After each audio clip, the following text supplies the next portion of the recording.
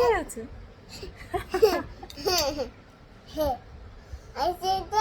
আছেন তো তাই? এখানে? তুমি এখানে কেন? এই যে দুষ্টু মিষ্টি বাচ্চাটাকে দেখছেন, এই বাচ্চাটার কাজ হচ্ছে সারাটা দিন তার আম্মুর গায়ের ওপর চড়ে থাকা। আমি যদি বসে থাকি তো এভাবে আমার ঘাড়ে পিঠে চড়ে বসে থাকবে। দেখেন কোথায় উঠে গেছে এই বাচ্চা। একদম মানে কোনো ভয় ডর তো নাই, নিজের হাড্ডিগুড্ডি ভাঙারও ভয় নাই, অন্যেরও হাড্ডিগুড্ডি ভাঙার কোনো ভয় নাই। সে আমি শুয়ে থাকলে আমার পিঠের উপর পেটের উপর লাফালাফি করবে, দাঁড়িয়ে থাকলেও সে গাছের মতো বেয়ে বেয়ে উঠবে আমার গায়ে। ফ্রিজে জুস ছিল, তো ভাবলাম যে একটু পানীয় খেতে ইচ্ছে করছে, তো জুসটা খেয়ে নিই ঠান্ডা ঠান্ডা। এই গরমের মধ্যে ভালো লাগবে, আজকে অনেক ভ্যাপসা একটা গরম। অবশ্যই এইগুলো জুস হেলদি না বা বেশি উপকারী না, উপকার আশা করা ঠিক না। ফ্রেশ ফ্রুট জুস হচ্ছে সবচেয়ে বেস্ট, বিশেষ করে বাচ্চাদের জন্য। সেটাই ট্রাই করা উচিত। আমিও ট্রাই করি, মাঝে মাঝে এই টাইপের জুস খাওয়া হয়। তো যাই হোক, আকাশ হঠাৎ করেই অনেক বেশি মেঘলা হয়ে গেছে, অন্ধকার হয়ে আসছে, অনেক জোরে জোরে বাতাস হচ্ছে। আজকাল তো এরকমই চলছে। এই ভালো রোদ হঠাৎ করে দেখবেন যে একদম মেঘলা হয়ে আসছে, বৃষ্টি শুরু হয়ে গেছে, এরকম অবস্থা। একটু আগেই ভালো ছিল, হঠাৎ করে দেখি জোরে জোরে বাতাস হচ্ছে, অন্ধকার হয়ে আসছে, আকাশে অনেক মেঘ। তো বাইরে আসলাম জানালার কাছে, এসে দেখলাম বাইরের পরিস্থিতি দেখতে ভালোই লাগছিল। পাশে বিল্ডিংয়ের ছাদে এত সুন্দর বাগান ছিল, বাগানটা দেখতে খুবই ভালো লাগছিল। তো আমি বাগানটা দেখছিলাম কিছুক্ষণ, আর তার মধ্যেই বৃষ্টি শুরু হয়ে গেল। এই যে দেখেন আমার বারান্দার গ্রিলে কি সুন্দর করে বৃষ্টির পানিটা ফোটায় ফোটায় জমে আছে, দেখতে অন্যরকম লাগছিল। তো যাই হোক, আজকাল তো এই চলছে, এই রোদ এই বৃষ্টি। আর আমি একটা তিরামিসু ডেজার্ট কিনেছিলাম, তো এতটা আশা করি নাই ভালো হবে, বাট খেতে আমার বেশ ভালো লেগেছে। তো প্রথমবার খেয়ে ভালো লেগেছে, হয়তো বা নেক্সট টাইম আবারও কিনতেও পারি। তো যাই হোক, এটা খুবই মজার ছিল ডেজার্টটা। তো আমরা ডেজার্ট খেলাম, আর তারপর আফসিনকে রেডি করিয়ে নিয়েছি। এখন সন্ধ্যা, তো সন্ধ্যার দিকে আমরা একটু বাইরে যাব, এ কারণে সবাই রেডি হয়ে বের হয়ে যাচ্ছি, কারণ আমাদের কিছু ফার্নিচার কিনতে হবে। নতুন বাসায় ওঠার পর একটু ফার্নিচারের প্রয়োজন দেখা দিয়েছে, তো ফার্নিচার কেনার জন্যই আমরা বাইরে বের হয়ে যাচ্ছি। আফসিন লিফটের কাছে আসলেই বাটন টিপে অস্থির করে ফেলে, ও চাপ দিবে, অন্য কাউকে চাপ দিতে দিবে না, আর যতক্ষণ লিফট না আসবে ততক্ষণ সে চাপতেই থাকবে। আর লিফটের মধ্যেও সে স্থির হয়ে থাকবে। এই যে দেখেন তার নাচানাচি লাফালাফি তো চলছেই, এটা ননস্টপ চলতেই থাকবে, মাশাআল্লাহ। তো বাচ্চারা আসলে এরকমই হওয়া উচিত, দুরন্ত চঞ্চল। এরকমভাবেই তারা হাসবে খেলবে, তাদের মানসিক বিকাশ শারীরিক বিকাশ ভালো হবে। বাচ্চারা সবসময় হাসি খুশি থাকবে, প্রাণোচ্ছল থাকবে, ছোটাছুটি করবে, এটাই স্বাভাবিক এবং এটাই উচিত। বাচ্চাদেরকে উৎসাহ দেওয়া উচিত এবং ওদেরকে হ্যাপি রাখার চেষ্টা করা উচিত, ওদের সাথে প্লে করে। আমি বলছি না টাকা খরচ করে ওদেরকে হ্যাপি রাখার চেষ্টা করতে হবে। আমরা টাকা খরচ না করি অথবা অনেক কম টাকা খরচ করি বাচ্চাদেরকে কিন্তু অনেক অনেক হ্যাপিনেস দিতে পারি। বাচ্চাদেরকে সবসময় যে এটা ওটা কিনে দিয়েই খুশি করতে হবে এমন না। বাচ্চাদের সাথে টাইম স্পেন্ড করলেই দেখবেন ওরা অনেক বেশি খুশি হয়ে যায়। ওরা বাবা মা বা কাছের মানুষদের কাছ থেকে অনেক টাইম চায়, কোয়ালিটি টাইম চায়। আর বাচ্চাদেরকে সেই কোয়ালিটি টাইমটাই আমাদের দেওয়া উচিত। আপনারা দেখবেন একটা বাচ্চার সাথে আপনি কিছুক্ষণ খেললে সে কতটা খুশি হয় এবং তার চেহারায় কতটা খুশিটা ফুটে ওঠে এবং সে অনেক হ্যাপি হয়। আর আপনি যদি বাচ্চাকে সময় না দেন, আপনি আপনার মতো ব্যস্ত থাকেন, বাচ্চা বাচ্চার মতো একা একা খেলছে, সময় কাটাচ্ছে, তাহলে দেখবেন মনমরা হয়ে থাকে। তো যাই হোক, আমরা কথা বলতে বলতে চলে আসছি আমরা ফার্নিচারের শপে, যেখান থেকে ফার্নিচার নিব বলে ঠিক করেছিলাম। এখানে এসে আমি প্রথমে ঘুরে ঘুরে দেখছিলাম আসলে এনাদের কালেকশনগুলো কি কি আছে, কেমন আছে।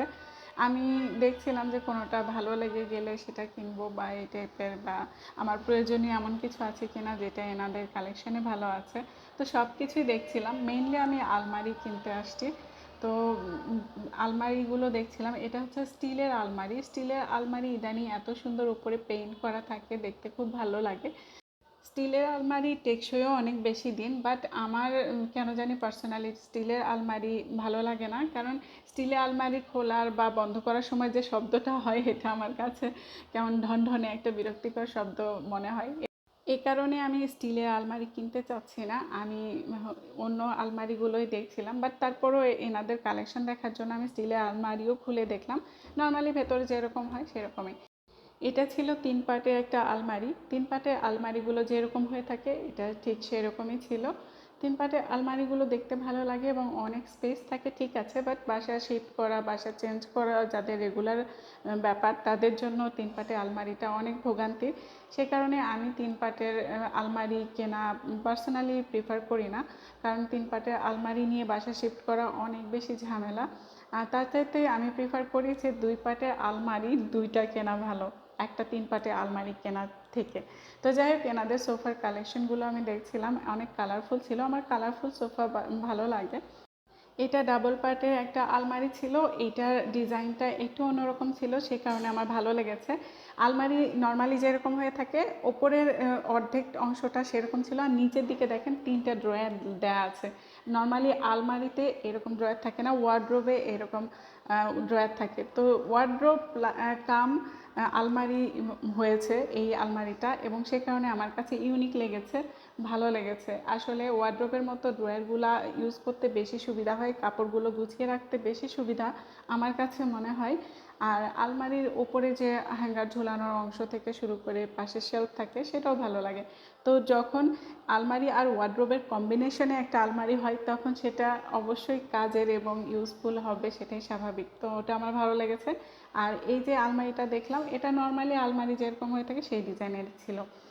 আর এদের এই কর্নারটা আমার এত ভালো লেগেছে, কর্নারটা খুবই সুন্দর লাগছিল। এখানে এসে দাঁড়ালে মনে হচ্ছিল যে কোনো বাসার সুন্দর করে সাজানো একটা ব্যালকনিতে দাঁড়িয়ে আছে।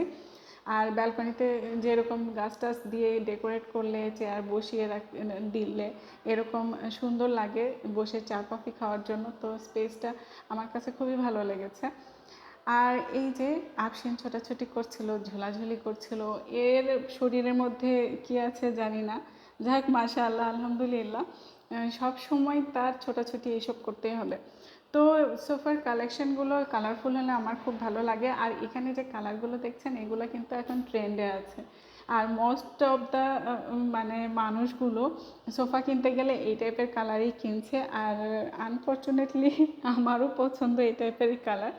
আর এই যে ডিভানটা দেখছেন, ডিভানটা আমার কাছে অনেক ভালো লেগেছে। আপনাদের কাছে কেমন লেগেছে কমেন্ট করে জানাবেন। যদি বেশি ভোট পড়ে তাহলে এই ডিভানটা কিনেও ফেলতে পারি। কালারটা সুন্দর ছিল, ডিজাইনটাও ইউনিক ছিল, এই কারণে আমার ভালো লেগেছে। এখন সোফার জন্য এই টাইপের কালারগুলো ট্রেন্ডে আছে। আমি বুঝি না, আমার যে কালার পছন্দ সেই কালারই কেন ট্রেন্ডে থাকতে হবে, যে কারণে আমি এই কালার কিনতে চাইলেও কেন জানি আমার ভালো লাগছে না, যেহেতু সবাই কিনছে ওই কালার। তো যাই হোক, এখন ট্রেন্ডে আছে এই আরেকটা জিনিস, marble top dining table. Normally real marble টপের ডাইনিং টেবিলের প্রাইস অনেক বেশি হয়ে থাকে, 2.5 থেকে 3 লাখের মতো হয় একটা ডাইনিং টেবিলের দাম।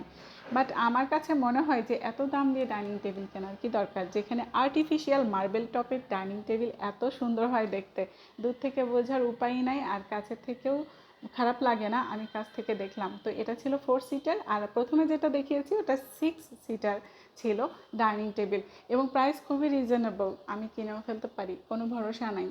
যাদের অনেক বেশি টাকা আছে তারা 2.5 থেকে 3 লাখ টাকা দিয়ে ডাইনিং টেবিল রিয়েল মার্বেলের যেটা সেটা কেনে।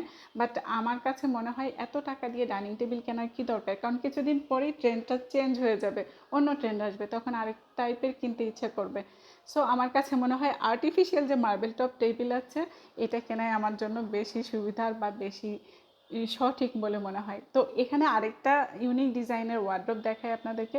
এটা কিন্তু ওয়ার্ড্রোব, ওপরের 2টা ড্রয়ার ওয়ার্ড্রোবের মতোই ডিজাইন, এবং সাইডে হ্যাঙ্গার ঝোলানোর ব্যবস্থাটাও সেম আছে, বাট নিচের 2টা ড্রয়ারের জায়গায় এভাবে শেলফ সিস্টেম করে দেওয়া আছে। ডিজাইনটা আমার কাছে ভালো লেগেছে, বাট আলমারির তুলনায় ওয়ার্ড্রোব স্পেস বেশি নষ্ট করে, সে কারণে আমি ওয়ার্ড্রোব না নিয়ে আলমারি নিচ্ছি। আর আফসিন এদিকে একটা বাবুকে পেয়েছে, কোনো বাবুকে দেখলে খুশিতে আত্মহারা হয়ে যায়, সেটা আপনারা ভিডিও দেখলে বুঝতে পারবেন। ও বাবুটাকে দেখা মাত্র আর ওর পিছে খুশিতে ছোটাছুটি করছে, কি করবে না করবে ও ঠিকই পাচ্ছে না, ও খুশিতে পাগল পাড়া হয়ে গেছে। পুরোটা সময় যতক্ষণ আমরা ছিলাম ও ওই বাবুর পিছে পিছিয়ে ছোটাছুটি করছিল। মাশাআল্লাহ, খুব ভালো লাগছিল ওদের ছোটাছুটি দেখে, আর ছোট বাবুটাও খুব খুশি হচ্ছিল ওদের ছোটাছুটি দেখে। ছোট বাবুটা মাত্র হাঁটতে শিখেছে, তাই অত দৌড়াতে পারছিল না, বাট ও খুব এনজয় করছিল। আর কিন্তু মাশাআল্লাহ মনে হচ্ছিল হাতে চাঁদ পেয়েছে, কি যে খুশি ছিল। শহুরে বাচ্চারা সহজে তো কোনো বাচ্চা কাচ্চা পায় না, বা সমবয়সী বা কাছাকাছি বয়সী পায় না, যখন পায় তখন খুশিতে এরকম আত্মহারা হয়ে যায়। যাই হোক, কেনাকাটা শেষ করে আমরা চলে আসছি পাশেরই একটা ছোটোখাটো সিম্পল রেস্টুরেন্টে। কিছু খাওয়া দাওয়া করতে হবে, আমরা অনেক বেশি টায়ার্ড এবং অনেক বেশি ক্ষুধাও লেগে গেছে। তো আমরা বেশি দূরে না যেয়ে কাছেই যে রেস্টুরেন্ট পেয়েছি সেখানেই গিয়েছি। আর এখানে আমরা খাবার অর্ডার করে ওয়েট করছিলাম। ফার্নিচার অর্ডার করে আমরা চলে আসছি, ওনারা বলেছে ওনারা পাঠিয়ে দিবে বাসার অ্যাড্রেসে। আর সেটা সেট করে দিতে লোক আসবে 2-1 দিনের মধ্যে, বাসায় এসে সেট করে দিবে। তো আমরা এখন আমাদের টেনশন নাই, কেনাকাটা শেষ এখন, তাই আমরা ভাবলাম যে খাওয়া দাওয়া করে তারপর আমরা বাসায় চলে যাব। তো এই তো খাবার চলে আসছে, এটা যে রায়তা সালাদের মতো যে সালাদটা দেয়, এটা এনাদের একদমই ভালো লাগে নাই। বাট গার্লিক নান অর্ডার করেছিলাম, গার্লিক নানটা বেশ ভালো লেগেছে আমার কাছে।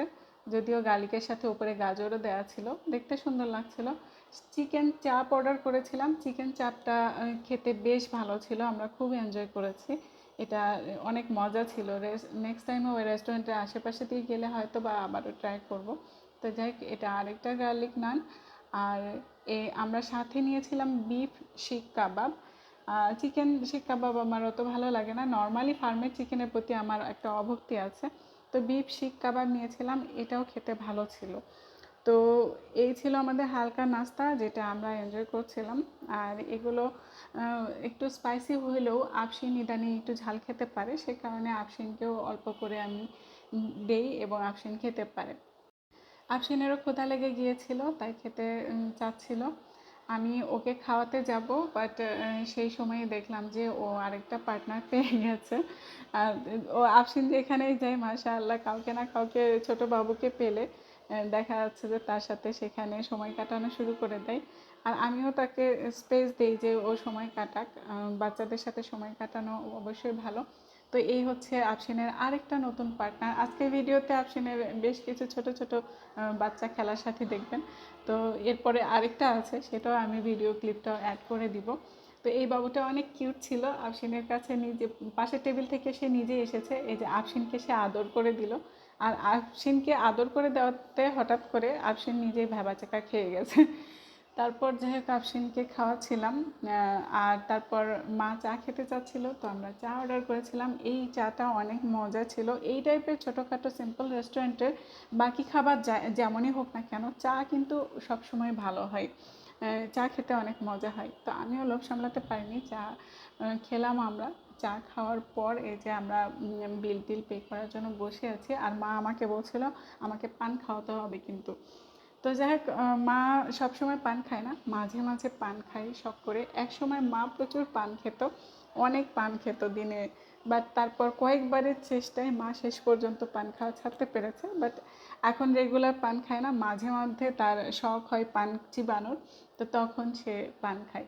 তো আজকে পান খেতে ইচ্ছা করেছে, আমাকে বলল। তো ওই রেস্টুরেন্ট থেকে বের হয়েই কাছেই এই পানের দোকানটা পেলাম, ছোট্ট একটা দোকান রাস্তার পাশে, ভাঙাচোরা দোকান। তো ভাবলাম যে তাহলে এখান থেকে পান নিয়ে নিই। 3 পার্টের এক আলমারি না কিনে আমি ডাবল পার্টের 2টা আলমারি নিয়েছি। আর অর্ডার করা আছে, সেটা আজকে পৌঁছে দিবে। আর 2-1 দিনের মধ্যে এসে বাসায় সেট করে দিবে, তখন বাসায় সব কিছু গোছাইয়ে নিতেও আমার সুবিধা হবে। তো যাই হোক, এই তো পান খাওয়া শেষ হতে না হতেই এখানে আফশিনের আরেকটা পার্টনার বের হয়েছে। আরেকটা ছোট্ট কিউট একটা বাবুর সাথে রাস্তায় দেখা। আর বাবুরা রাস্তায় দেখা হলে কি হয়, দুইজনের প্রতি আকর্ষণ ফিল করে এবং কাছাকাছি চলে আসে, একজন আরেকজনকে আদর করে শুরু করে দেয়। তো যাই হোক, দুজন কিছুক্ষণ একে অপরকে আদর করার পর তারপর হচ্ছে বাই বলার সময়ও এসে গেছে, কারণ আমরা দুই ফ্যামিলি যাব অপোজিট দিকে। তাদের বিদায় মুহূর্তটা অনেক কিউট লাগছিল, কেউই কাউকে ছেড়ে যেতে মনে হয় মন চাচ্ছিল না। এই ছিল আজকের ভিডিও, আশা করি আপনাদের ভালো লেগেছে। ভালো লাগলে পেজে ফলো দিয়ে রাখবেন। সবাই ভালো থাকবেন, আল্লাহ হাফিজ।